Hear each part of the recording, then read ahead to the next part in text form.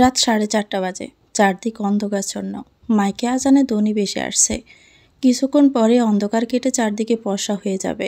আর আমি দুজনে নামাজ পড়ে নিজের জিনিস গুছাতে শুরু করলাম। উনি অসুস্থ তাই ঘুমাচ্ছেন। ওনাকে আর ডাকাডাকি করলাম না। ব্যাগ গোছানো শেষ হতেই উনি জেগে গেলেন। কিন্তু সমস্ত শরীর মাথা ব্যথা হওয়ায় উনি মাথাই তুলতে পারছেন না। আমার কোমরে ওড়না বাঁধা। বেশ পরিশ্রমী দেখাচ্ছে আমাকে। উনি আমার দিকে তাকিয়ে আমাকে আস্তে করে ডাকলেন, সারা। উনি আমাকে ডাকতে সোয়া রুম থেকে বাইরে গিয়ে দাঁড়ালো। ওনার ডাক শুনে ওনার দিকে তাকিয়ে বললাম, আজও এত সকালে ঘুম ভেঙে গেল আপনার? ও পারছে। কি দৌড়াতে যাবেন না? আজ পারবো না বলে মজা করছো? বুঝেছি, আমি বুড়ো হয়ে গেলে তুমি এমনটিই করবে, আমাকে নিয়ে হাসি মশকরা করবে। আপনি বুড়ো হয়ে যাচ্ছেন বুঝি? হিসাব মতো তোমার আগেই তো বুড়ো হব। তোমার থেকে বয়সে বেশ বড় আমি। মেয়ে মানুষ একটা বাচ্চা হওয়ার পরেই মোটা হয়ে যায়, বুড়ো হয়ে যায়। আর পুরুষ মানুষ দিন দিন আরও ইয়াং হয়ে যায়। আমার একটা বাচ্চা হলে দেখবেন আমি তরতর করে বুড়ি হয়ে যাচ্ছি। বাচ্চা? এটুকু বলে উনি কেমন একটা দুষ্ট হাসি দিলেন। আমার আর বুঝতে বাকি রইল না যে ওনার অনেক কিছুই বাবা হয়ে গিয়েছে। নিজেও কেমন লজ্জা পেলাম। মাঝে মাঝে যে কি বলে ফেলি নিজেও বুঝি না। এজন্যই বলি, সারা কম কথা বলবি, বেশি বলতে গিয়ে বারবার ফেসে যাস। আঙ্গুল নাকে ঘষে বললাম, রাতে তো কিছু খাননি, কিছু খাবেন এখন? বানিয়ে আনি? আগে আমাকে ধরে উঠাও। অজু করব, নামাজ পড়তে পারবেন? চেয়ারে বসেই পড়ব। আচ্ছা চলুন। উনি কোনো মতে আমার কাঁধে ভর দিয়ে উঠলেন। ওয়াশরুমে নিয়ে গেলাম। অজু করে রুমে এসে চেয়ারে বসে নামাজ পড়ে নিলেন। নামাজ শেষ করেই বললেন, ওরা এসেছে? এখনও ফোন দেয়নি তো। ওদের মতলব ভালো মনে হচ্ছে না। আসবে তো? না না, আসবে, দাঁড়ান ফোন দিচ্ছি। তন্ময়কে ফোন দিয়ে বললাম, কিরে তন্ময়, ঈদ মোবারক। তন্ময় বেশ অবাক হয়েই বলল, আজকে ঈদ? আজ তন্ময়ের আকাশের চাঁদ দেখা গিয়েছে, তাই আজ ঈদ শুধু তন্ময়ের। আচ্ছা বুঝলাম। কি বুঝলি বল? বুঝলাম সারা আজ চাঁদ দেখেছে তন্ময়ের আকাশে, তাই আজকে ঈদ। শুন তন্ময়, ফুলসজ্জার সম্পর্কে ভালো আইডিয়া আছে তোর? আইডিয়া লাগে বুঝি? আইডিয়া না থাকলে ফেসে যাবে আমার মতো। ফুলসজ্জা অন্য সজ্জা হয়ে যাবে। আচ্ছা ফুল খাট দিয়ে সাজিয়ে দিস, সেই খাটে ঘুমাবো, হয়ে যাবে ফুলসজ্জা। শুধুই ঘুমাবি? তাহলে আর কি করতে হয়? বুঝলাম না তো। আমার এসব কথা শুনে রোশান স্যার ব্রোকুসকে তাকিয়ে আছেন আমার দিকে। বিড়বিড় করে বললেন, এই কয়টা কথা বলার সুযোগ পেলে হয়, দুনিয়া এফোড় ওপর হয়ে গেলেও কোনো হুঁশ থাকে না। আমি ওনার বিড়বিড় শুনেই বললাম, কি ব্যাপার, আপনার মুখে বিরক্তি ছাপ কেন? আপনাকে এমন অদ্ভুত দেখাচ্ছে কেন? ওরা এসেছে কিনা সেটা জিজ্ঞেস করতে ভুলে যাবে তুমি। যে কাজে ফোন দিয়েছো আগে সেটা জিজ্ঞেস করো। ওনার দিক থেকে চোখ সরিয়ে আবারও কথা বলায় আমি মনোযোগী হয়ে বললাম, বুঝাবুঝি পরে হবে, আগে বল তোরা এসেছিস? সাইড থেকে দীপ জোরে বলে উঠল, এই মিনয়, তন্ময় নাকি খালি ঘুমোবে। ও ঘুমালে ওর বউকে চুমু দিবে কেডা? দেখ, সারাও কিন্তু তাই বলছে। ও ঘুমালে মনে হয় মশা চুমু দিব ওর বউকে। বুঝলি দীপ, আমি তন্ময়ের মতো অত ভদ্র না। বাসর ঘরে ঢুকবো জাস্ট দরজা লাগাতে যেটুকু দেরি, ব্যাস। ভাই আমিও। তন্ময় বলল, আসছি, বাট মিনয় আর দীপ কী করছে দেখে যা। এরা অসভ্য কথাবার্তা বলছে। আমি আসতেছি, ওয়েট কর। আমি ফোন রেখে রাস্তায় গেলাম। রাস্তায় গিয়ে দেখি তন্ময় রাস্তার পাশে লম্বা তাল গাছের সাথে হেলান দিয়ে দাঁড়িয়ে আছে। সকালের মৃদু বাতাসে ওর সামনের সিল্কি চুলগুলো উঠছে। গায়ে বাদামি কালারের রং হাতা শার্ট, শার্টের হাতা গোটানো, হাতে ঘড়ি, পরনে একটা ব্লু জিন্স। তন্ময়ের পরনের সব কিছুই কম দামি। 200 টাকার শার্ট উপরে গেলে 400-500 টাকার প্যান্ট পরে তন্ময়। অথচ দেখে মনে হচ্ছে কোনো রাজ্যের রাজকুমার দাঁড়িয়ে আছে। পরনে কয়েক লাখ টাকার পোশাক। তন্ময় সৃষ্টিকর্তার নিখুঁত হাতের সৃষ্টি। এত বেশি সুদর্শন পুরুষ দ্বিতীয়টা দেখা যায় না। যাই পরুক না কেন সেই পোশাকে খুবই মানায় ওকে। দেখে মনে হয় কোনো ব্র্যান্ডেড পোশাক। আমাকে এগিয়ে আসতে দেখেই তন্ময় বলল, ওদেরকে ভিতরে যেতে বল। আমি দেখি দীপ মিনয়কে ধাক্কা দিচ্ছে বাড়িতে ঢোকার জন্য, আর মিনয় দীপকে ধাক্কা দিচ্ছে। ওদের ধাক্কাধাক্কি চলছে। মৃণয় বলল, তন্ময় তুই আর দীপ আগে যা, আমি পরে আসছি। দীপ বলল, কি? আমি? ইম্পসিবল ইয়ার, আমি রোশান সিদ্দিকের সামনে যাব? জিন্দিগিতেও না। আমি মরে গেলেও যাব না। মিনয় বলল, আরে ভাই খেয়ে ফেলবে নাকি? এত ইয়ে করার কি আছে? আচ্ছা তুই যাচ্ছিস না কেন? তুই যা, তোকেও তো খেয়ে ফেলবে না তাই না? আমি যাব? আমি ওনাকে আবাল পর্যন্ত বলেছি, বুঝতে পারছিস? ওইসব সমস্যার জন্য ডাক্তারও দেখাতে বলেছি, ক পর্যন্ত পাঠিয়েছি। আর আমি আমি কি বলেছি? তোর সাথে তো আমিও ছিলাম। কিছুতেই যাব না, তন্ময় একা যাক। তন্ময় বলল, তোরা না গেলে আমিও যাচ্ছি না। আমি গালে হাত দিয়ে একবার তন্ময়, একবার মৃণয় আর একবার দীপের দিকে তাকাচ্ছি। ওদের অবস্থা ছেড়ে দিয়ে মা কেঁদে বাসি, প্রচণ্ড হাসিও পাচ্ছে। ওদের দিকে তাকিয়ে বললাম, তাহলে ভাব আমি কিভাবে ভয়ঙ্কর মানুষের সাথে সংসার করছি। মিনয় বলল, তোর আত্মার মাগফিরাত কামনা করছি সারা, আমি এইটুকু এসেছি অনেক কষ্টে, ভিতরে যাব না। তন্ময় বলল, দীপ ওরে ধর, বেগুন ভাজা দিতে দিতে নিয়ে যাই। তন্ময় আর দীপ দুজনেই মিনয়কে ধরল। তন্ময় 2 পায়ে ধরলো আর দীপ 2 হাত ধরে দোলাচ্ছে আর বলছে বেগুন ভাজা। বলতে বলতে বাড়িতে প্রবেশ করলো। ওদের ওই অবস্থা দেখে সোয়া বারান্দায় দাঁড়িয়ে মুখে হাত চেপে হাসছে। সে হাসির মাঝে তন্ময় আর সোয়া দুজনেরই চোখে চোখ পড়ে যায়। সাথে সাথে সোয়া চোখ নামিয়ে নিল। রোশান স্যার জানালা দিয়ে উঁকি মেরে এমন কাণ্ড দেখে কোনোরকম ওয়াল ধরে ধরে দরজায় এসে দাঁড়ালেন। দীপায় তন্ময় ওনাকে দেখে মিনয়কে ফ্লোরে ফেলে দিল। প্যান্টের বেল্ট ধরে টেনে উপরে তুলল। মিনয় আর দীপ মাথা একদম নিচু করে দাঁড়িয়ে মিনমিন কণ্ঠে ফ্লোরে চোখ রেখে সালাম দিল। তন্ময় ওনার দিকে তাকিয়ে সালাম দিল। উনি উত্তর দিয়ে মিনয় আর দীপের দিকে দৃষ্টি নিক্ষেপ করে বললেন, কি অবস্থা তোমাদের, মাথা নিচু করে রেখেছ কেন? সরি স্যার, আমরা জানতাম না, আমাদের মাফ করে দিন। কোন বিষয়ে? স্যার, থাক পরে শুনবো। গাড়ি এসে গিয়েছে, জিনিসপত্রগুলো তুলে ফেলো। উনি তন্ময়ের কাঁধে হাত দিয়ে তন্ময়কে নিয়ে পাকা জায়গা নিয়ে কি যেন বলছেন। নিশ্চয়ই তন্ময়কে সাহস দিচ্ছেন, ভালো পরামর্শ ছাড়া তো উনি দিবেন না। মিনয় আর দীপ একে একে সব গাড়িতে তুলল। সব কিছু গাড়িতে তোলা শেষ হলেই আমরা রওনা দিব। বাবাও রেডি হয়েছেন, তবে বাবা বললেন আমি একটু তোমার ফুফুর বাড়ি যাচ্ছি, আমার আব্বার কাছে। আব্বাকে নিয়ে কয়েকদিন পরেই ফিরব, তোমরা সাবধানে থেকো। উনি বাবাকে কিছু টাকা দিয়ে দিলেন। একটা গোলাপি রং করা বাড়ির সামনে গাড়ি থামলো। এটা 2 তলা নতুন বাসা, এর আগে কোনো ভাড়াটিয়েই ওঠেনি, আমরা এই প্রথম। আবার একে একে সব জিনিস উপরে তোলা হলো। সব জিনিসপত্র গোছাতে গোছাতে প্রায় 1টা বেজে যায়। সোহাগ তন্ময় কেউ কারোর সাথে কথা বলছে না, অথচ তারা জানে আজ তাদের বিয়ে। কেউ যে রেগে আছে তাও, লজ্জায় কথা বলছে না কেউ। রান্নার কোনো ব্যবস্থা হঠাৎ করতে পারলাম না, কারণ বাজার নেই। রান্না করতে অনেক বাজারের দরকার, শুধু মাছ তরকারি হলেই তো হয় না। জাল, পেঁয়াজ, রসুন, জিরা, মশলা অনেক কিছু লাগে। রোশন স্যার বাহির থেকে খাবার এবং কাজে নিয়ে আসার ব্যবস্থা করলেন। মিনয় আর দীপ খাবার আর কাজে আনতে বাহিরে গেল। সোয়া সকাল থেকে একটা কথাও বলেনি, কি যেন চিন্তা করেই যাচ্ছে। গুটিসুটি মেরে বসে আছে এক কোনায়। আমি সোয়ার কাঁধে হাত রেখে বললাম, কি হয়েছে বেবি? ঈদ মোবারক। ঈদ মোবারক কেন? আজ তন্ময়ের আকাশে সোয়া নামক চাঁদের দেখা মিলেছে, তাই আজ তাদের ঈদ। আমার খুব ভয় করছে সারা। কেন? তন্ময় কি মন থেকে বিয়ে করছে? এত সব শুনেও আমাকে বিয়ে করছে, কি অদ্ভুত। তুই তন্ময়কে চিনিস না? তাও আমি ওর সাথে কথা বলতে চাই, ওইটা আমি পাঠিয়ে দিচ্ছি। আমি তন্ময়কে ডেকে বললাম, ওই রুমে যা, সোয়া তোর সাথে কথা বলবে। তন্ময় হনহন করে সোয়ার রুমে প্রবেশ করলো। দরজা খোলাই আছে। সোয়ার চোখ পানিতে চলচল করছে, ঠোঁটে ঠোঁট চেপে রেখেছে, তাও কান্না আটকাতে পারল না। প্রবল বেগে কান্না ধরে এলো। তন্ময়কে দেখে সোয়া বলল, আমি কিছু খুব বলতে চাই তন্ময়। আগে চোখের পানি মুছে নে, তারপর বল। অনেক জ্বালিয়েছিস, এখন চোখের পানি দেখিয়ে আবারও জ্বালাতে চাস? আই এম সরি তন্ময়, আমি তোকে সবটা বলতি, বাট বলিসনি কিন্তু। এই অন্যায় ক্ষমা করব না। আমি বুঝতে না পেরে ছবি দিয়ে ফেলেছিলাম, আর তখন ভাবতাম আমার ওইসব জানার কোনো আগ্রহ নেই সোয়া। এই যে ওশান্তর সাথে এত কিছু করলো, সেটা কেন জানাসনি? বলিনি কারণ আমি ছেড়ে যাব, ভুল বুঝবো, আগের মতো ভালোবাসবো না, তাই তো? এসবই তো কারণ। তুই কি আমায় আর আগের মতো ভালোবাসতে পারবি? বিয়ের পর এসব ভেবে কষ্ট দিবি না তো? আমি জোর করব না, মনে দিতে থাকলে আমাকে ছেড়ে যেতে পারিস। বলি সোয়া জোরে কেঁদে দিল। তন্ময় সোয়া চোখের পানি মুছে বলল, একবার বউ হয়ে দেখ, তখন বুঝবি। Tanmoy is the best husband. আগের থেকে অনেক বেশি ভালোবাসবো, যতটা ভালোবাসলে তোর কখনো জীবনে সুখ নিয়ে আর কোনো আফসোস হবে না। সোয়া আবারও কান্নায় ভেঙে পড়ল। তন্ময় সোয়া দুগালে হাত রেখে বলল, বুঝেছি, এই কান্না আমার বুকে মাথা না রাখলে যাবে না। জড়িয়ে ধরতে ইচ্ছে করছে, কিন্তু এখনও কবুল বলা বাকি। আমার এই সুন্দর ভালোবাসা বিয়ের আগে জড়িয়ে ধরে নষ্ট করতে চাইছি না। সোয়ার কাঁদবেন না ম্যাডাম, কষ্ট পেয়েছিলি অনেক। যতটা কষ্ট পেয়েছিলাম সেটার এক বিন্দু তুমি যদি পেতে তাহলে সহ্য করতে পারতে না, কিন্তু আমি পেরেছি, কারণ আমার বিশ্বাস ছিল। সোয়া আবারও কাঁদল। তন্ময় সোয়ার কানের নিচে চুল গুজে দিতে দিতে বলল, আই লাভ ইউ মাই লাভ। এই ঠোঁট, এই চোখ, এই মুখে কান্না বেমানান, হাসিতে সুন্দর লাগে।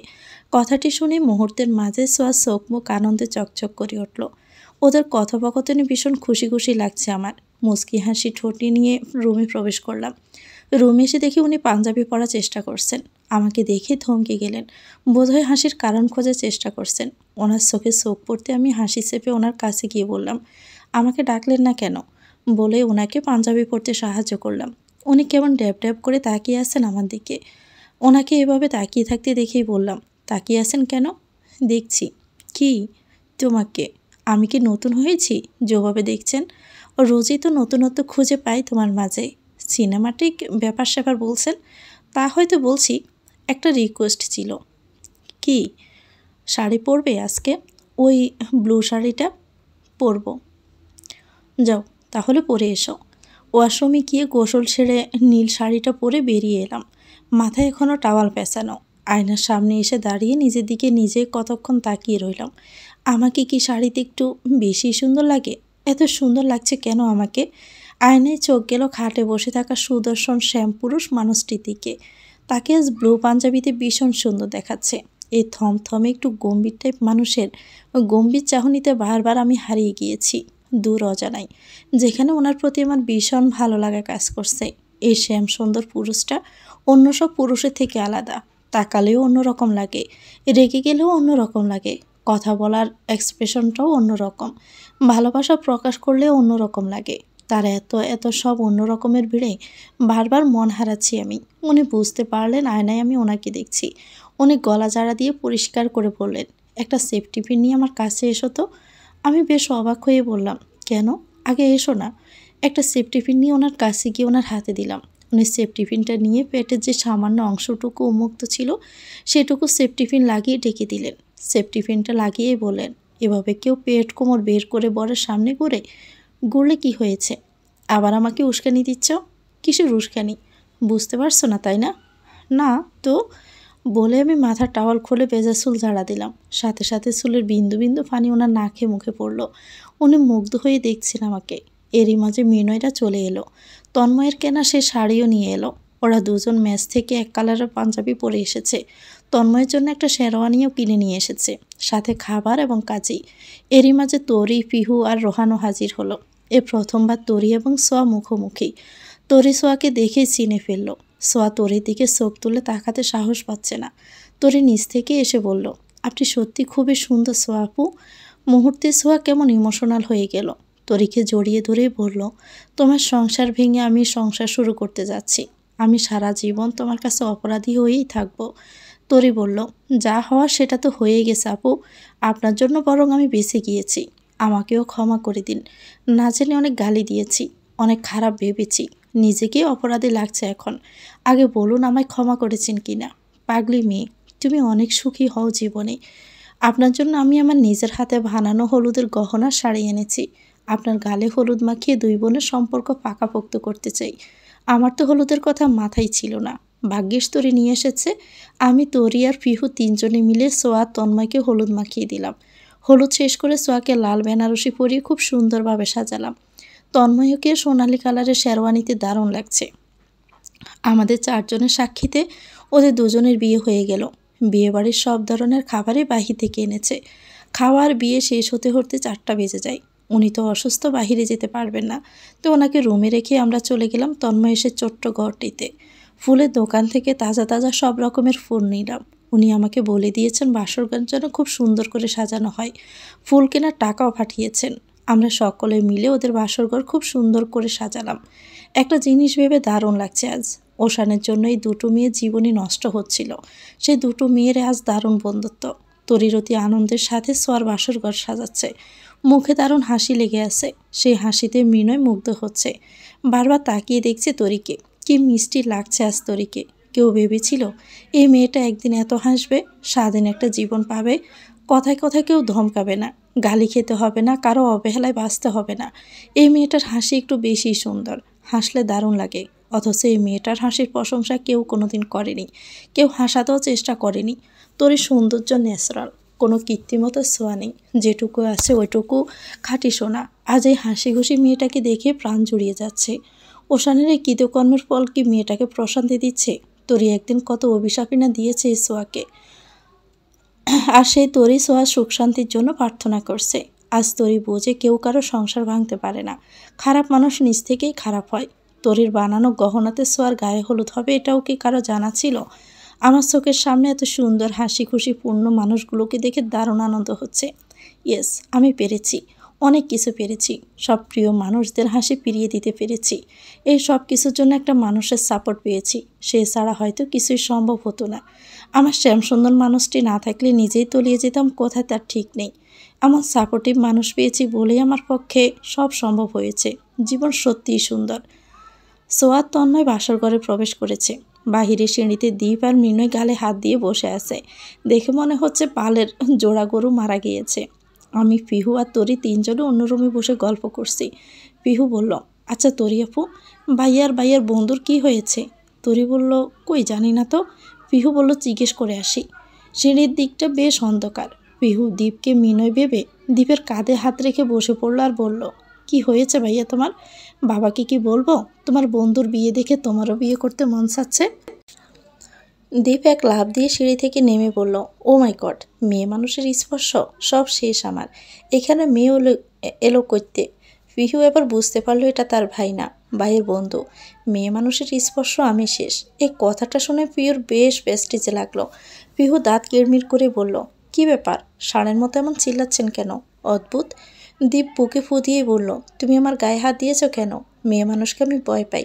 এই প্রজাতি থেকে দূরে থাকার চেষ্টায় আছি। তাই বলে আপনি ষাঁড়ের মতো চিল্লাবেন? আমি ভাইয়া ভেবেছিলাম। এমনভাবে বললেন, ও মাই গড, মেয়ে মানুষের স্পর্শ আমি শেষ। যেন মেয়ে মানুষের স্পর্শে বিষ আছে। কি ফাজিল মেয়ে, সিনিয়রকে ষাঁড় বলছে। ষাঁড় তো পুরুষ লিঙ্গ, খারাপ কি? গরুর বেটা ছেলে জাতকে ষাঁড়ই বলে। হায় রে মাইয়া মানুষ, কি লজিক রে বাবা। আপনি মেয়েদেরকে নিয়ে এত আজে বাজে কথা বলবেন আর আমি ছেড়ে দিব নাকি? মেয়ে মানুষ বিষের থেকেও খারাপ কি আছে এই মেয়ে জাতির মাঝে আমি বুঝি না। দাম্ভিক রোশন স্যারের চালচলনই সারা বদলে দিয়েছে। তন্ময় এক সোয়ার জন্য যা করলো তার নাই বা বললাম। আর মিনয় বাচ্চাকালে প্রেমে পড়া কোনো মেয়ের আজও বলতে পারলো না। যান কেন মেয়েদের কাছে, আমরা বলেছি নাকি যেতে? দীপ মিনয়ের দিকে তাকিয়ে বলল, দেখ তোর বোনটা কি জগরুটে হয়েছে, এই মেয়েরে বিয়ে দেওয়া যাবে না। মিনয় হেসে বলল, দেখলাম তো। তরি আর আমি ততক্ষণে বাহিরে বেরিয়েছি। তরি খিলখিল করে হেসে দিল।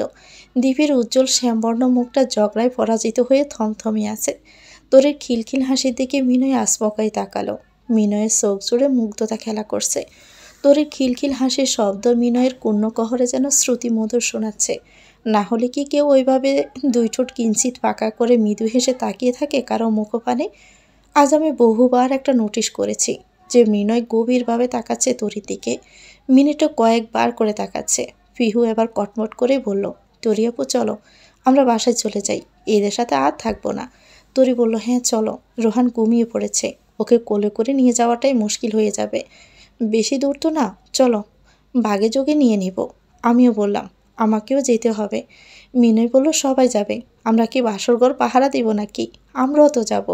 তো চল একই সাথে যাওয়া যাক। দীপ মিনয়ের হাতে সিমটি কেটে বলল, কিরে চলেই যাব?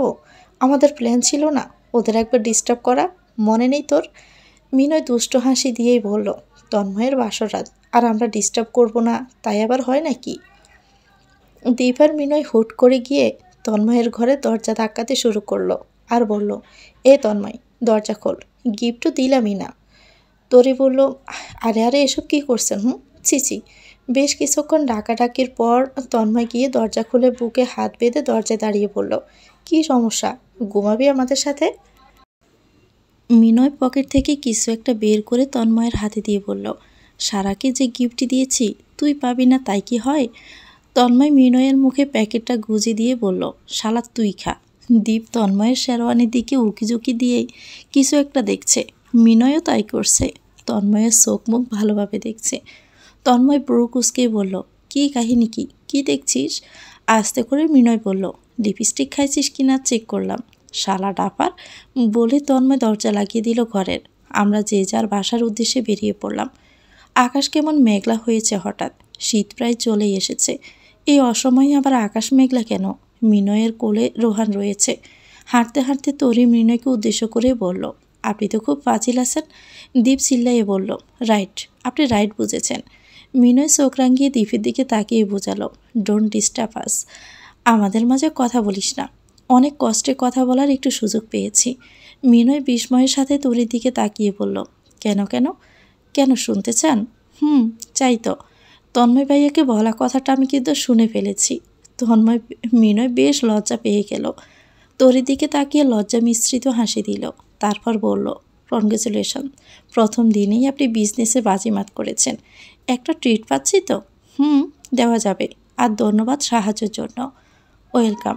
সবাই যে যার মতো বাসায় ফিরে গেল। আমিও ফিরে এলাম। রুমে এসে দেখি উনি বই পড়ছেন। হাতের ফার্স্টটা ড্রেসিং টেবিলের উপর রেখে হাতে ছড়ি খুলতে খুলতে বললাম, কি ব্যাপার, বই পড়া হচ্ছে? উনি বই থেকে চোখ তুলে আমার দিকে বড় বড় চোখ করে তাকিয়ে একটা দীর্ঘ নিঃশ্বাস টেনেই বললেন, কি আর করা যায়, যার বউ সময় দেয় না তার বইই তো সঙ্গী। এখন কিন্তু আমার ওই বইয়ের উপরে হিংসা হচ্ছে। আপনি আমার অভাব ওই বই দিয়ে মেটাচ্ছেন। তাহলে কি করব? বউয়ের অভাব তো কিছু একটা দিয়ে মেটাতে হবে, তাই না? কেন মেটাবেন আপনি? আমি না থাকলে আমার জন্য চটপট করবেন, আমাকে মিস করবেন। বেশ রেগেই কথাটা বললাম। বই একটা জড় বস্তু, সেটা নিয়ে অযথা রেগে যাচ্ছে কেন আমি? উনি এবার আমার দিকে তাকিয়ে একটু অন্যভাবেই বললেন, অভাব তো আরেকটা বউ দিয়ে মেটাচ্ছি না, তাই না? বই দিয়ে মেটাচ্ছি।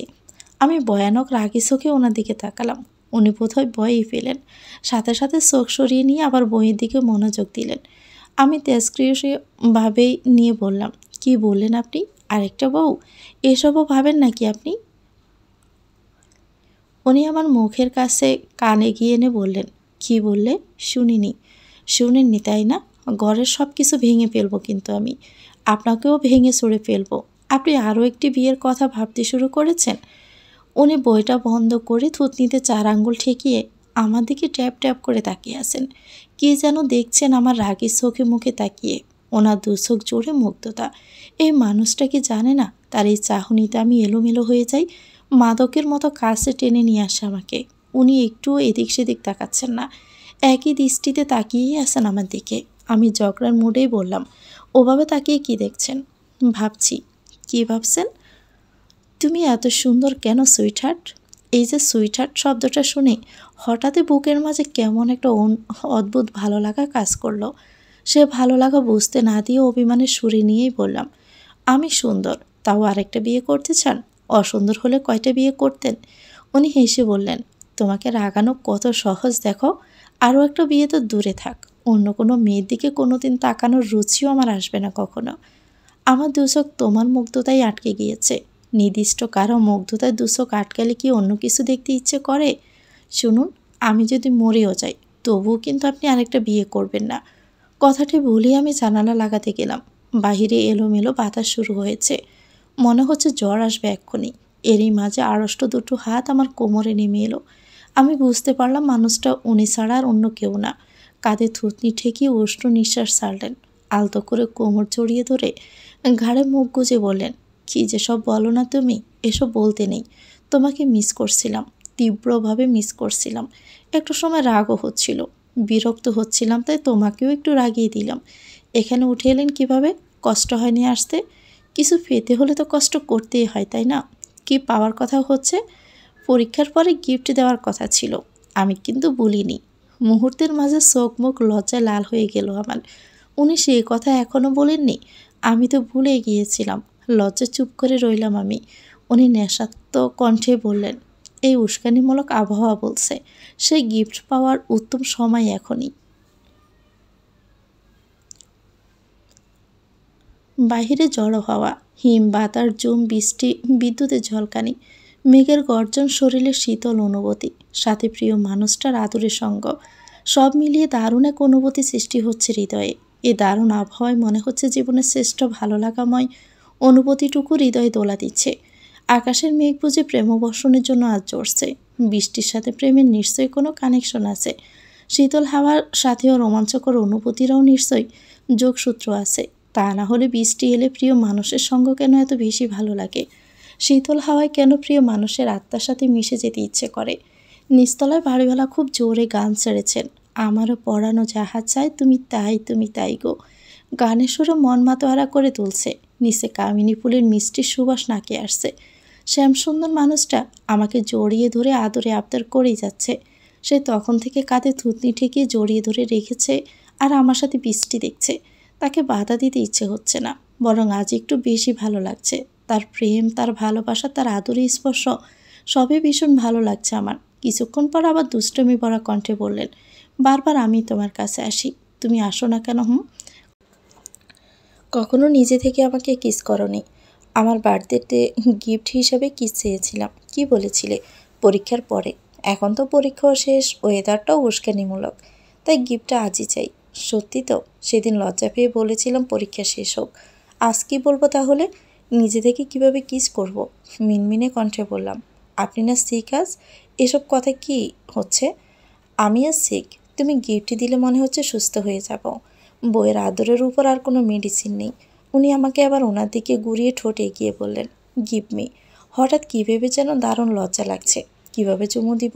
উনি চুমুর কথা বলছেন, লজ্জায় মিইয়ে যাচ্ছি আমি। একদমই অসম্ভব ব্যাপার বলে মনে হচ্ছে। তাকে ধাক্কা দিয়ে বেলকনির দরজা খুলে বেলকনির রেলিং ধরে দাঁড়ালাম। এলোমেলো বাতাসের সামনে চুল উঠছে। বেলকুনিতে আশ্রে পড়া বৃষ্টি সমস্ত আমার গায়ে এসে লাগছে। মুহূর্তের মাঝে খানিকটা ভিজে গেলাম। কেন যেন বৃষ্টিতে ভিজতে ইচ্ছে করছে, মন খুলে নাচতে ইচ্ছে করছে। ভীষণ ভালো লাগছে সব কিছু। পেছন ফিরে ওনার দিকে তাকালাম। ইস, কি সুন্দর দেখাচ্ছে ওনাকে। এই যে ঢোলা ঢালা সাদা গেঞ্জি, কালো ট্রাউজার, মুখে খোসা খোসা দাড়ি, কি সুন্দর দেখাচ্ছে ওনাকে। উনি লাজুক হেসে নিজের ঠোঁট কামড়ে দাড়িতে হাত বোলাচ্ছেন আর গভীর দৃষ্টি নিক্ষেপ করে তাকিয়ে আছেন আমার দিকে। এই চাহনি আমার সব কিছু এলোমেলো করে দেয়। মানুষ এতটাও ফিট হয়, সব দিক থেকে পরিপূর্ণ। আমি লজ্জায় মুখ ফিরিয়ে আবারও বাহিরে তাকালাম। উনি আমাকে ডাকলেন, সারা, ভিজলে কিন্তু ঠান্ডা লাগবে। লাগুক, তবু ভিজবো আমি। এভাবে কিন্তু আমার থেকে পালাতে পারবে না আজ। স্বামীগত অধিকার থেকে আমাকে বঞ্চিত করতে পারবে না। পালাচ্ছি না তো, আপনিও আসুন, একসাথে ভিজি।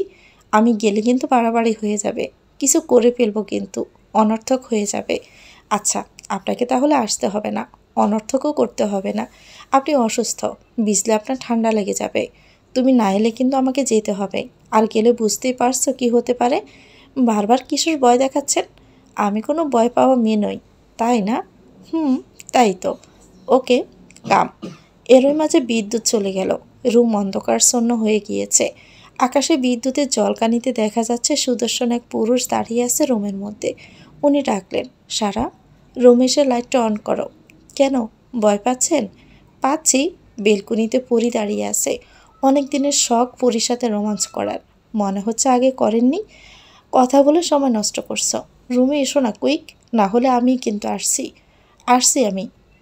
অন্ধকারে পা টিপে টিপে রুমে প্রবেশ করতেই উনি আমায় ধরে ফেললেন। অন্ধকারে ওনাকে স্পষ্ট দেখা যাচ্ছে না, তবে বাহিরের ল্যাম্পপোস্টের আলোয় ওনার মুখটা দেখা যাচ্ছে। কানের কাছে মুখটা এনে পিস করে বললেন, এত পালাচ্ছ কেন? দাও এবার। লজ্জা করছে তো আমার। কিসের লজ্জা? জানি না। এসব লজ্জার কথা বলে আজ কিন্তু আর পার পাবে না। নিডে কিস। আমি পারি না এসব। তাহলে আমি শিখিয়ে দিচ্ছি। না, শেখাতে হবে না। তাহলে তুমি আমায় শেখাও।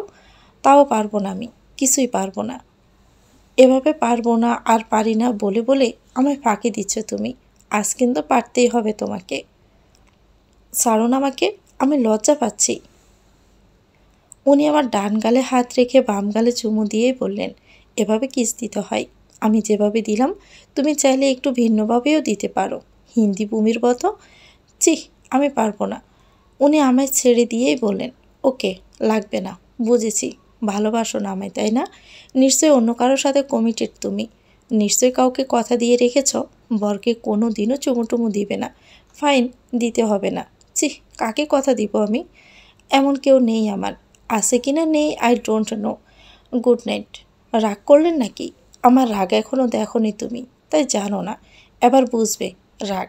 উনি বেশ রাগ দেখিয়ে বিছানায় গিয়ে শুয়ে পড়লেন। পুরুষ মানুষ কি ননসেন্স নাকি? এরা বোঝে না কেন মেয়েদের সব কিছুই ভালো লাগে, কিন্তু লজ্জায় প্রকাশ করতে পারে না। এসব নিয়ম মানুষ রাগ করে। কি করব এখন? রাগ করে থাকলে তো আমারই ভালো লাগবে না। চোখ মুখ বন্ধ করে একটা চুমু দিয়েই দিব, ব্যাস। কিভাবে রাগ ভাঙাতে হয় সারা ভালো করেই জানে। সারা এমন ম্যাজিক জানে, রাগটাগ সব ফুস হয়ে রোমান্টিক হয়ে যাবে এক্ষুনি।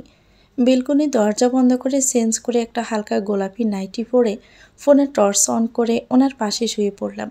আজ প্রথমবার নাইটি পরলাম। এর আগে কখনোই আমার পরা হয়নি। ওনার সামনে মানুষটা কি পরিমাণ রাগ করেছে।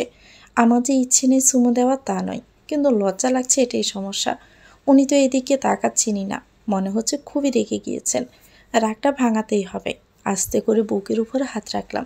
হাত রাখতে উনি হাতটা সরিয়ে দিয়ে বললেন, কি হচ্ছে এসব? কি হবে?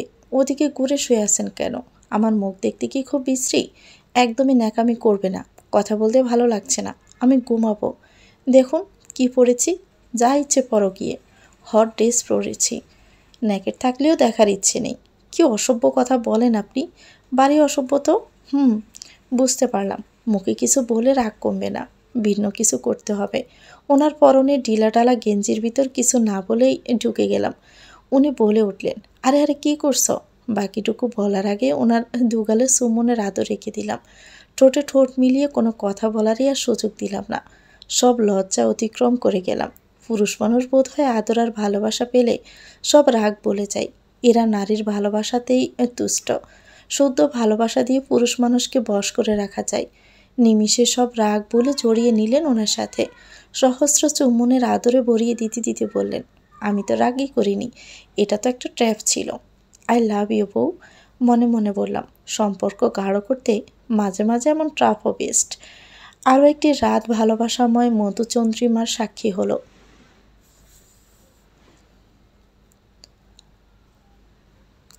কেটে গেল আরও কিছুদিন।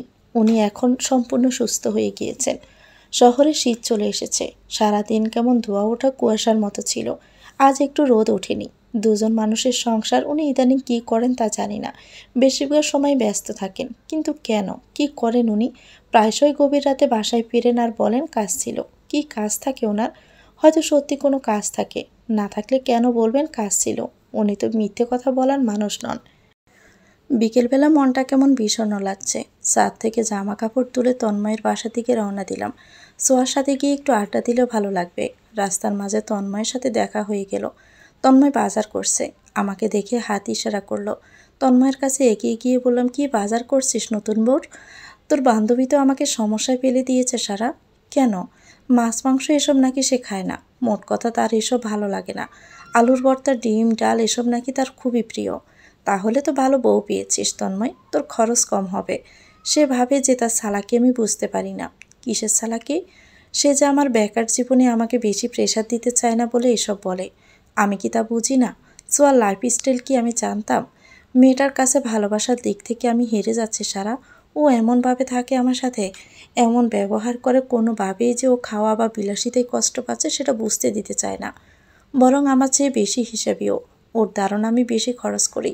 আমাদের এখন হিসাব করে চলা উচিত। এখন আমাদের এত বিলাসিতা মানায় না। এসবের জন্য নাকি সময় পড়ে আছে। দেখেছিস আমার বান্ধবী কত ভালো। এক্ষুনি একটা ট্রিট দে আমাকে। কি খাবি বল, এক্ষুনি খাওয়াচ্ছি। আইসক্রিম খাবো।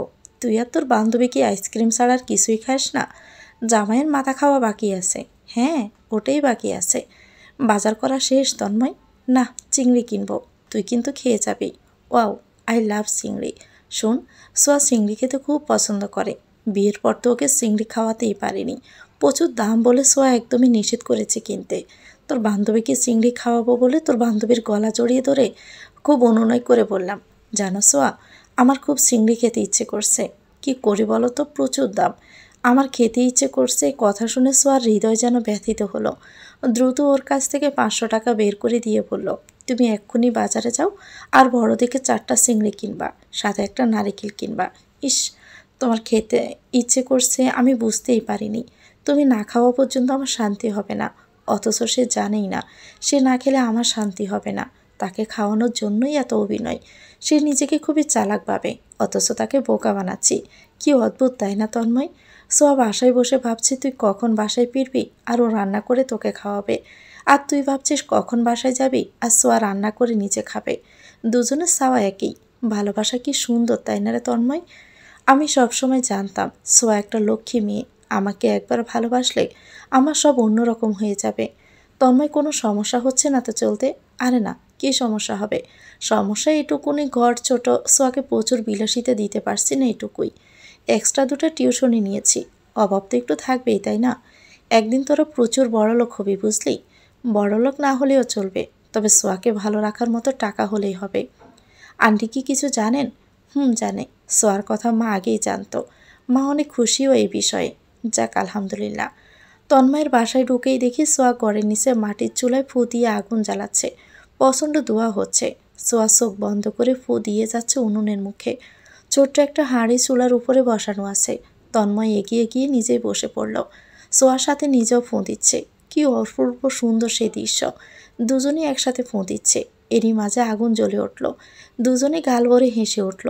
কি সুন্দর সে হাসি। মুগ্ধ হাসিতে দুটো সুন্দর মুখ উজ্জ্বল হয়ে উঠেছে। সোয়া হাসতে হাসতে তন্ময়ের গালে চুমু দিল। তন্ময় সোয়ার চুলগুলো এলোমেলো করে এক জায়গায় করে হাত খোপা করে দিয়ে আমাকে দেখালো। সোয়া আমার দিকে তাকিয়ে লাফিয়ে উঠে বলল, সারা বেবি তুই আমাকে বললি না কেন যে তুই আসবি? তোর বাসায় যে ভালো মন্দ রান্না হচ্ছে আমাকে বলিসনি কেন? আরে মাংস টাংস না, তন্ময়ের চিংড়ি খেতে ইচ্ছে করেছে। আচ্ছা বুঝেছি, প্রবলেম নেই। আমাকে দাওয়াত দিতে বললেও আমি আসতে ভুল করব, সেটা কি হয় বেবি? এই জন্যই তো তুমি আমার বেবি। তন্ময় বলল, আমি টিউশনিতে যাচ্ছি। সারা তোরা গল্প কর। ফিরবি কখন? আজ একটা টিউশন আছে, ফিরে আসবো সন্ধ্যায়। সোয়া বলল, তন্ময় আমি একটু টিউশনি করাতে চাই। টিউশনি করাতে চাই মানে কি? কিসের অভাবে? আমি টিউশনি 2টা বেশি নিয়েছি কি তোমাকে দিয়ে টিউশনি করিয়ে সংসার চালাতে? সোয়া এসব চলবে না কিন্তু। আমি যেভাবেই হোক তোমার চাহিদা পূরণ করব। আর 2-3টা বছর কষ্ট করো, তোমার জামাইয়ের ভালো জব হয়ে যাবে, রানি করে রাখবো। হুম, এসব ভাবেই নি আমি।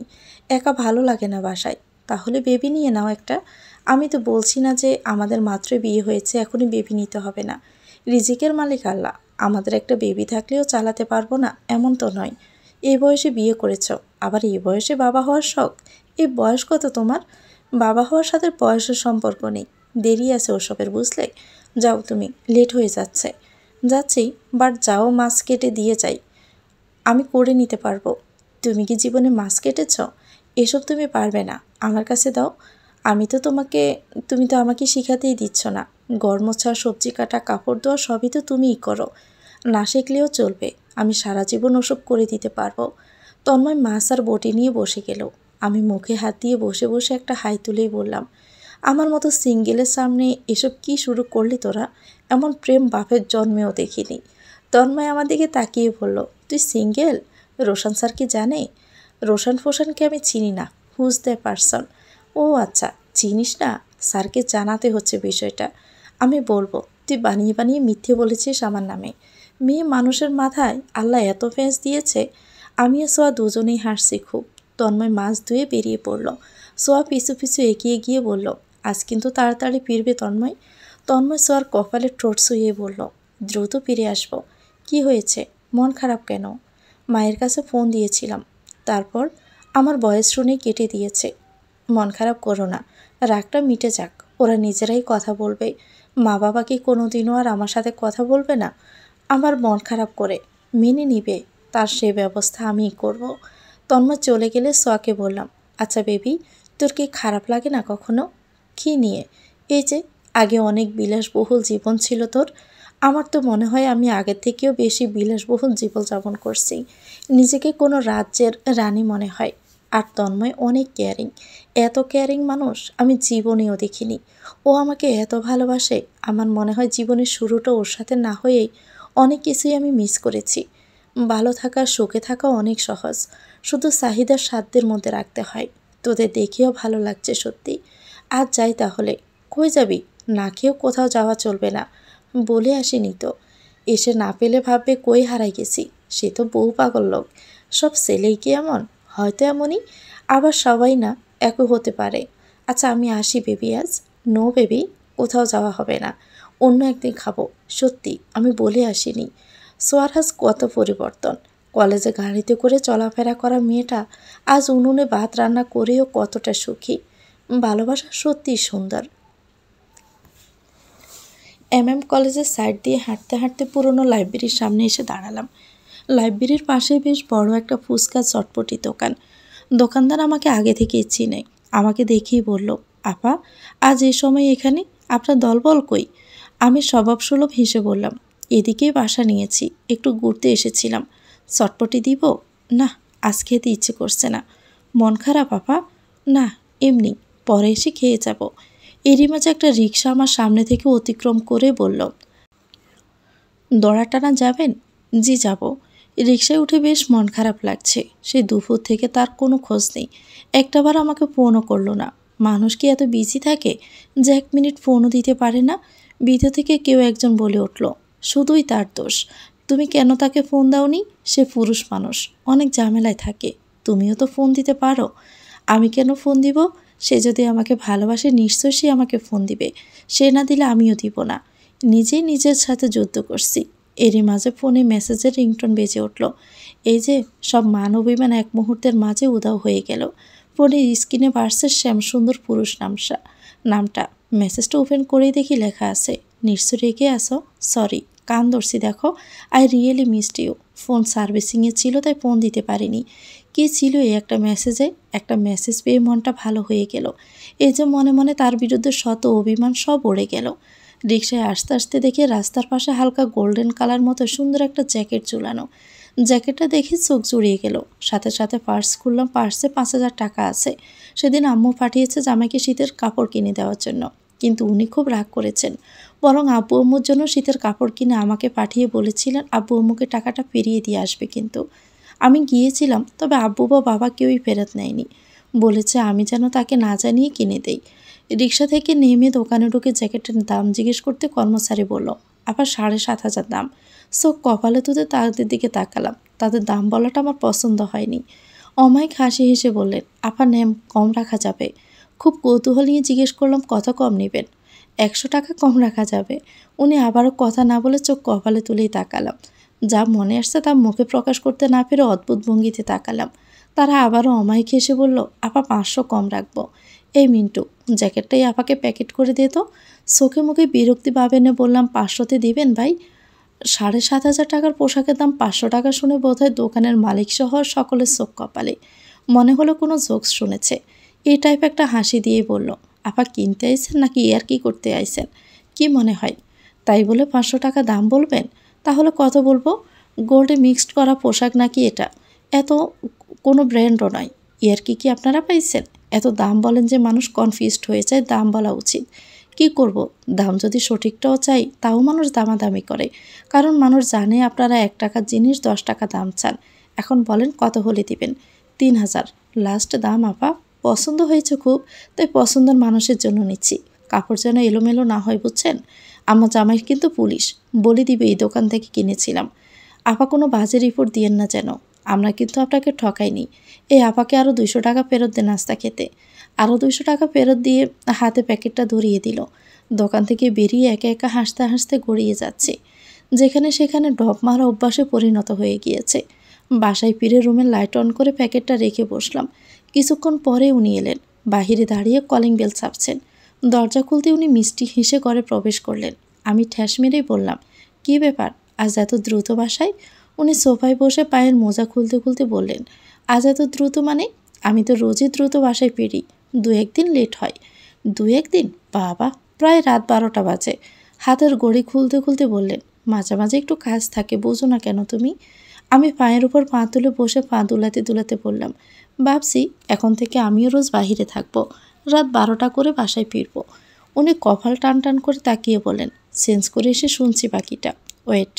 আলমারি খুলে ট্রাউজার আর গেঞ্জি নিয়ে ওয়াশরুমে প্রবেশ করলেন।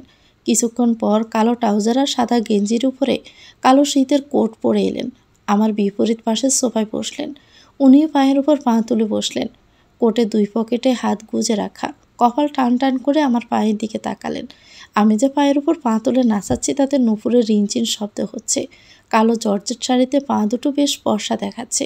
উনি সেদিকে খেয়াল রেখে বললেন, আচ্ছা তারপর বলো, বাহির থেকে কি করার ইচ্ছে? দোকানে বসে চা খাবো, সিগারেট খাবো, পলিটিক্যাল গল্প করব। মানুষ যদি ঘরে বউ রেখে করতে পারে, আমি পারবো না কেন? উনি এমনভাবে তাকালেন, কপালের চামড়ায় 3-4টা ভাঁজ পড়ে গেল। একভাবে তাকিয়েই আছেন আমার দিকে, কোনো উত্তর দিচ্ছেন না। ওইভাবে তাকিয়ে থাকতে দেখে বললাম, কি দেখছেন? দেখছি না, ভাবছি। কি? এই যে কখন পাগল টাগল হয়ে যাব? কেন? বউ সারাক্ষণ মুগ্ধ করেই চলছে। শাড়ি পরে সেজে বসে থাকলে পাগল না হলেও অন্যায় হবে। ফার্ম দিচ্ছেন কেন? উনি চট করে আমার পাশে এসে বসে আমাকে জড়িয়ে ধরে বললেন, কি হয়েছে? এত ঝগড়া করছো কেন? আমি তো ঝগড়াই করি। ভালো হচ্ছে। জিনাত আপা আরও একটু শক্ত করে জড়িয়ে ধরে বললেন, কি জিনাত জিনাত করছো? তোমার এই চঞ্চলতার জন্য বেশি মুগ্ধ আমি। থাক, হয়েছে, আর বলতে হবে না। একটা চা বা কফি খাওয়াবে উইথ চুমু? আমি লজ্জা পেয়ে উঠে গেলাম চা বানানোর জন্য। পিছন ফিরে দেখি উনি তাকিয়ে আছেন আমার দিকে। শর্ট করে ফিরে এসে ওনার গালে চুমু দিয়ে আবারও রান্নাঘরের দিকে গেলাম। উনি ভুবন বোলানো একটা হাসি দিলেন। গ্যাসে পানি দিয়ে ওনাকে ডেকে বললাম, সোফার উপর রাখা প্যাকেটটা খুলুন তো। উনি এদিক ওদিক তাকিয়ে প্যাকেটটা পেলেন। প্যাকেটটা খুলে জ্যাকেটটা পেলেন। জ্যাকেটের উপর আমি একটা লাল কাগজে লিখে রেখেছি, শ্যাম সুন্দর পুরুষ, এটা আপনার গায়ে খুব মানাবে। যখন এটা পরবেন আমার খুশবু পাবেন। উনি জ্যাকেটের গায়ে চুমু দিয়ে বললেন, থ্যাংক ইউ সো মাচ। চায়ের কাপে চা এনে ওনার হাতে দিলাম। দুজনে বসে চা খাচ্ছি। আমি চায়ের কাপে চুমুক দিয়েছি, উনি হঠাৎ ঝুঁকে এসে আমার চায়ের কাপে চুমুক দিলেন। সাথে সাথে ঠোঁটের সাথে ঠোঁট মিশে গেল। উনি লাজুক চোখে আমার দিকে তাকালেন। আমিও হেসে দিয়ে চায়ের কাপ ছেড়ে দিলাম। এরই মাঝে ওনার ফোন বেজে ওঠে। আমি উঠে গিয়ে ওনার ফোনটা এনে দিলাম। উনি ফোন কানে দিয়ে টিভি অন করলেন। এখনই খেলা শুরু হবে, ব্রাজিল বনাম আর্জেন্টিনা। ফোনের ওভার্স থেকে বলে উঠল, কি ভাই, কি করছেন? তোমার ভাবিকে নিয়ে খেলা দেখছি। ভাবি কোন দল ভাই? আমার বউ তো আর্জেন্টিনা। খুব প্যারা দিচ্ছে, ঘরে টিকে যাচ্ছে না। উনি আমার কাঁধের উপর হাত দিয়ে আমাকে ওনার কাছে টেনে নিয়ে বললেন, আমার বউ ওইসব আজে বাজে দল আর্জেন্টিনার সাপোর্টার নয়। She is very cute girl, তাই সে ব্রাজিলের সাপোর্টার। এইটুকু বলে উনি আমার থুতনি ধরে বললেন, তাই না সারা? আমি অগ্নিশোকে তাকালাম। আমাকে তাকাতে দেখে ওনার মুখের হাসি নিভে গেল। দ্রুত ফোনটা কেটে আমার দিকে সরল চোখে তাকিয়ে ভ্রু নাচিয়ে বললেন, হোয়াট হ্যাপেন্ড? আমি সাথে সাথে উঠে কোমরে হাত বেঁধে দাঁড়ালাম। রাগে পুষতে পুষতে বললাম, কি বললেন? আর্জেন্টিনা বাজে দল? উনি বেশ ভ্যাবাচ্যাকা খেয়ে বললেন, তো তোমার এত রেগে যাওয়ার সায়েন্স বুঝলাম না তো। তুমি তো ব্রাজিলের সাপোর্টার। আমি ব্রাজিল সাপোর্টার? হ্যাঁ, আপনাকে কে বলেছে আমি ব্রাজিল সাপোর্টার? আর আপনি কোন সাহসে আজে বাজে দল বললেন তার কৈফিয়ত দেন। অদ্ভুত তো, তোমার রুমে গিয়ে দেখছিলাম নেইমারের একটা ছবি টাঙানো। ওটা আমি নই, আমার আপু টাঙিয়েছে। ও, তার মানে তুমি ব্রাজিলিয়ান নও? আপনি ভাবলেন কিভাবে আমি ওই 7 আপ খাওয়া দলে সাপোর্ট করব? উনি ব্রুকুসকে বললেন, কি 7 আপ খাওয়া দল? যে দল 5বার চ্যাম্পিয়ন হয়েছে তাকে তুমি 7 আপ খাওয়া দল বলছো? 5বার কাপ নিয়েছে ব্রাজিল। ও, আপনি তাহলে কাপ দেখে দল সাপোর্ট করেন? অবশ্যই এটা আপনার একার দোষ নয়। বেশিরভাগ ব্রাজিল সাপোর্টাররা ওই 5বার কাপ নিচে দেখে ব্রাজিল সাপোর্ট করে, না হলে করতো না। তাহলে তুমি কি দেখে আর্জেন্টিনাকে সাপোর্ট করো?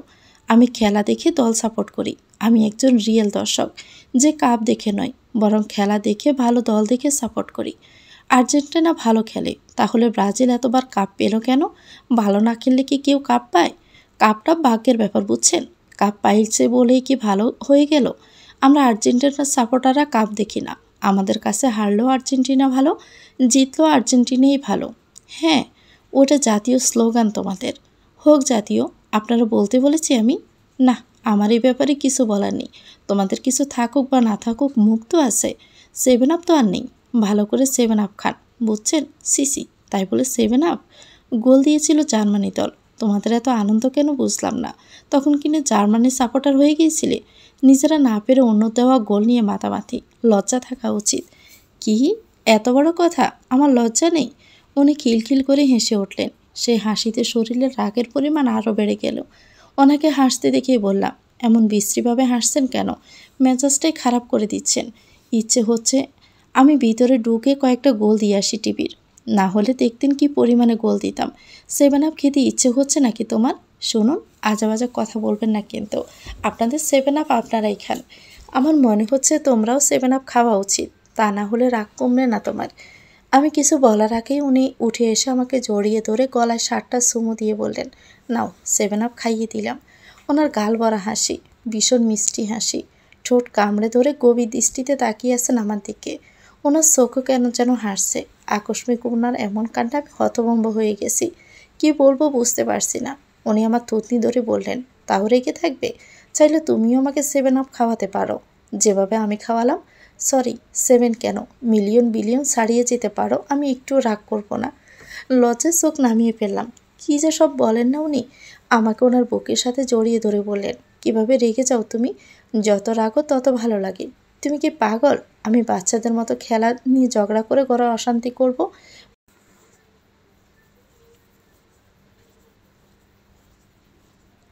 মানুষকে দেখি এসব করে, খেয়ে কাজ না থাকলে মানুষ অনেক কিছুই করে। একদল সাপোর্ট করে বলে আরেক দলকে অপমান করা মানুষ ফুটবল প্রেমী হতে পারে না। সব দলই বেস্ট, আর খেলায় হার জিত থাকবেই। আপনি তাহলে প্রকৃত ফুটবল প্রেমী? না, আমি তো বউ প্রেমী। এই কথা বলে আমাকে আরও খানিকটা শক্ত করে জড়িয়ে ধরলেন। ঝগড়ার মুড কোথায় হারিয়ে গেল আমি নিজেও জানি না। আমাকে কন্ট্রোল করার অসীম ক্ষমতা আল্লাহ এই মানুষটাকে দিয়েছেন। দিন দিন ওনার প্রতি আমার আসক্তি বেড়েই চলছে। এত বেশি আসক্তি যে একটা মুহূর্ত ওনাকে ছাড়া কাটাতে পারি না। মানুষ মানুষকে এতটা ভালো কিভাবে বাসতে পারে? এই মানুষের শরীরের আশ্চর্য রকম এক ফুলের খুশবু পাই আমি, যেই খুশবুতে মন মাতোয়ারা করে তোলে। হারিয়ে যায় এই মানুষের প্রেমের গহীন অতলে। ছাড়ুন বাবা, আর দাদুকে ফোন দিতে হবে।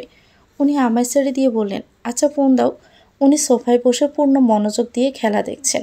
বাবার নাম্বারে ফোন দিতে ফোনের ওপাশ থেকে বাবা বললেন, হ্যালো মা, কেমন আছো? জি বাবা, আলহামদুলিল্লাহ ভালো আছি। বলছি দাদুকে নিয়ে চলে আসুন না।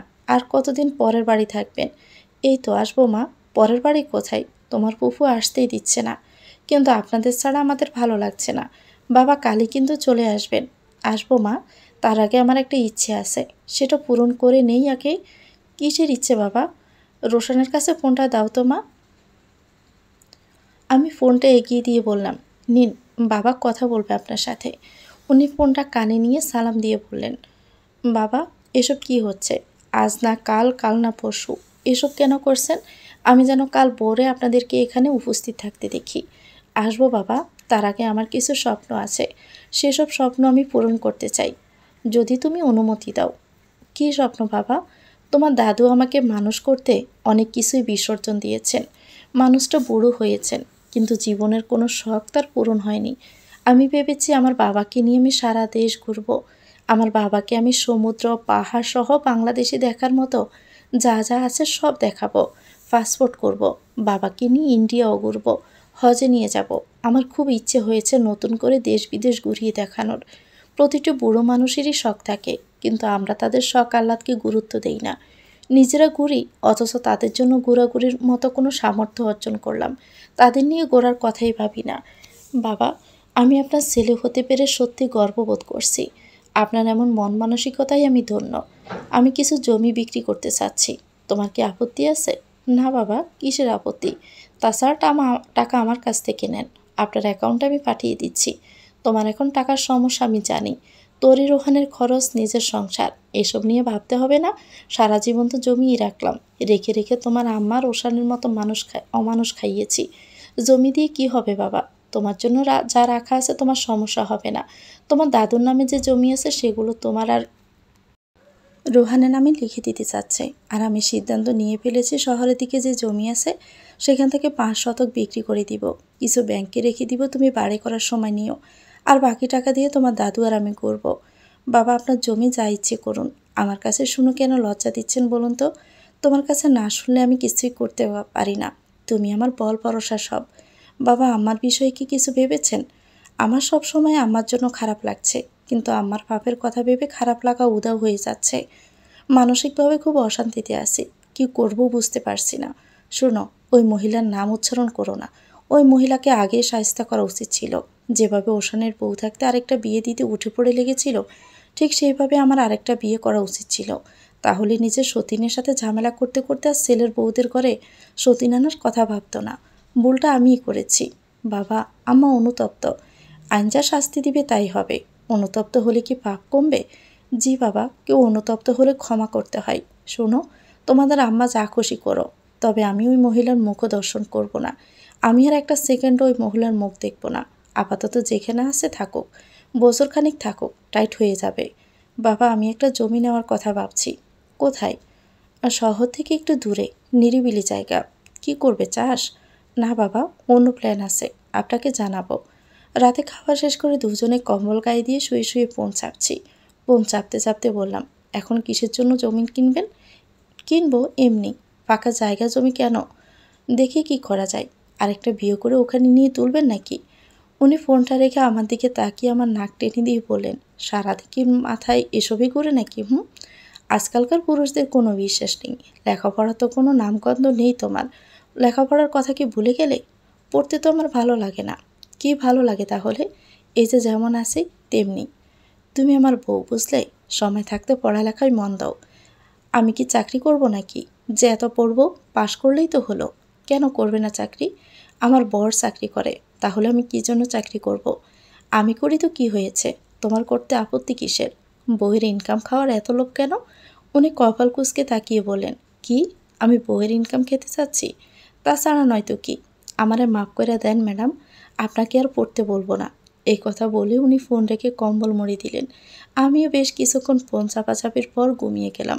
ঘুমের ঘরে স্বপ্ন দেখছি আমি ফুটবল খেলছি, নিজেকে মেসির অবস্থানে দেখতে পারছি। মানে আমি নিজেই মেসি হয়ে গিয়েছি। ব্রাজিলের বিপক্ষে প্রচুর গোল দিচ্ছি। চারদিকে সবাই আমাকে উদ্দেশ্য করে উল্লাস করছে।